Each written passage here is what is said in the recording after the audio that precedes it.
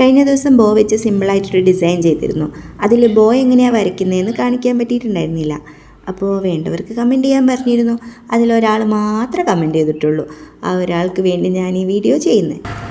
നമുക്കധികം ഫോളോവേഴ്സും കമൻസും ഒന്നും ഇല്ലല്ലോ. അപ്പോൾ ഉള്ളത് നമ്മൾ ആഘോഷിക്കുക. ഈ ബോ വരയ്ക്കാൻ ഭയങ്കര സിമ്പിളാണ്, അധികം ഡിഫിക്കൽട്ടി ഒന്നുമില്ല. ആദ്യം നമ്മളൊരു ചതുരം വരച്ചിട്ടാണ് തുടങ്ങിയത്. ഈ ചതുരത്തിന് പകരം റൗണ്ട് ആയാലും കുഴപ്പമൊന്നുമില്ല. പിന്നെ അതിൻ്റെ രണ്ട് സൈഡിലും ഒരേ വലുപ്പത്തിൽ ഒരു പെറ്റലാണ് നമ്മൾ കൊടുക്കുന്നത്. നമ്മൾ മൈലാഞ്ചി ഇടുമ്പോൾ ഏറ്റവും എളുപ്പത്തിൽ വരയ്ക്കാൻ പറ്റുന്നൊരു ഫ്ലവർ ആണല്ലോ ഈ പെറ്റൽ വെച്ചിട്ടുള്ളത്. അപ്പോൾ ഇതെല്ലാവർക്കും വരയ്ക്കാൻ അറിയും എന്നാണ് ഞാൻ വിശ്വസിക്കുന്നത്.